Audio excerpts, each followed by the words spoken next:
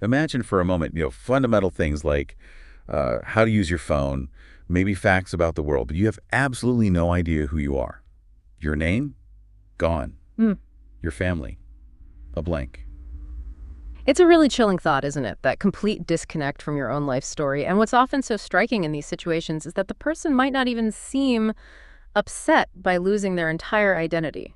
Right, and that eerie calmness is actually part of the mystery we're diving into today. We're looking at a fascinating real-life clinical case study from right here in Hyderabad, India. It's the story of a woman the report calls Anjali R. And all our information comes straight from that detailed clinical report. Our goal here is to, walk you through what happened, understand this medical puzzle, and explore what it tells us about the mind, memory, and identity, especially under, extreme stress. So let's set the scene. Before this happened, the report paints a picture of Anjali R. She's 28, a successful software engineer, even accomplished in classical dance, engaged to be married in just 3 months.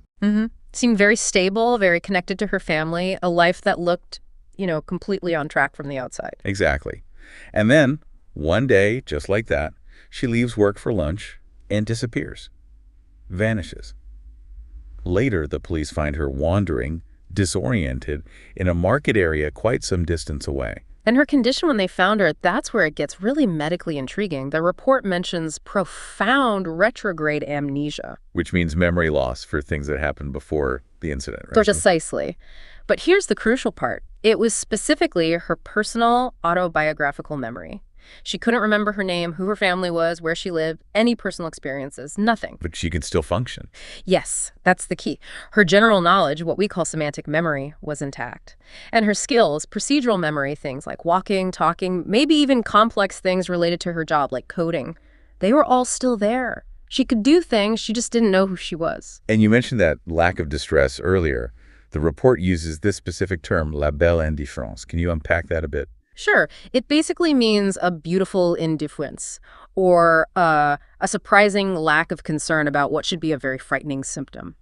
In dissociative states, it can suggest the mind is sort of walling off or detaching itself from the overwhelming reality of the situation. So not just confusion, but almost like a shield. Exactly. It points away from simple confusion or a physical injury, and the initial medical checks confirm that. Tests for, head injuries, seizures, blood work, even MRI scans of her brain, everything came back normal. Okay, so if it wasn't physical trauma or some kind of brain event, what was it? Where did the answer lie? Well, this is where digging into her life, her social history, became absolutely vital. The key piece of the puzzle came from her best friend. The human element. What did the friend reveal? She told the doctors that just 2 days before Anjali disappeared, she'd had this incredibly intense, upsetting argument with her fiancé. Anjali had apparently discovered he'd hidden a significant past relationship from her. Yeah, and when she confronted him, the report says he was dismissive of her feelings. She felt completely betrayed, trapped, really, with the wedding so close and family expectations mounting. That sounds like immense pressure. Yeah. Did you say anything about how she felt? She did. She confided in her friend that she just wished she could disappear. She actually said she wished none of this was my life. That's incredibly telling, isn't it? The timing, the specific wish to disappear, and then this sudden flight and memory loss. So she stayed in that state without her personal memories for a whole week in the hospital. Yes, for about a week. The recovery process was interesting. They first tried playing classical music, something they knew she loved. And that seemed to spark the first emotional reaction. She started crying. It was like a small crack in that detached state. A connection to her old self. Possibly. Then they used guided hypnosis. The goal was to help her emotionally abreact, which is basically a therapeutic way to help someone safely relive and release the very intense, pent-up emotions tied to that traumatic argument, the feeling of betrayal. And did it work? The effect was immediate and quite dramatic.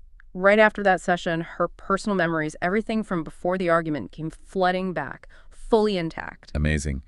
But what about the missing week? That remained a complete blank. She had total amnesia for the entire period she was missing and wandering the time of the fugue itself. So putting all those pieces together, the immense stress, the specific memory loss, the wandering, the amnesia for the wandering period, what was the final diagnosis from the report? It fits the clinical picture for dissociative amnesia with dissociative fugue. Okay, let's break that down simply.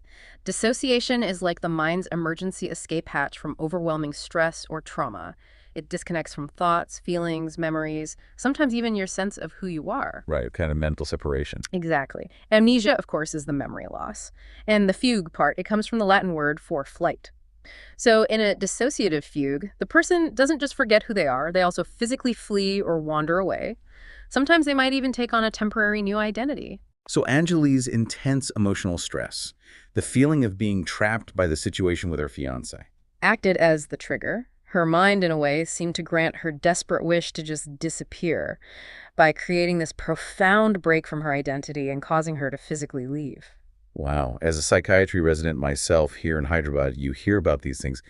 But Anjali's case really brings it home. It's such a stark example of how the mind can react, how it can go to these extreme lengths to protect itself from unbearable emotional pain. It's like hitting a circuit breaker. It absolutely is. It shows the mind's incredible, almost unbelievable capacity to cope and survive. But it does leave you with a really profound question, doesn't it? When the mind shields itself through this kind of temporary disappearance, what actually happens to those core parts of us, our memories, our identity in that interim? Where do they go? And what does that tell us about how fixed or maybe how fragile our sense of self really is?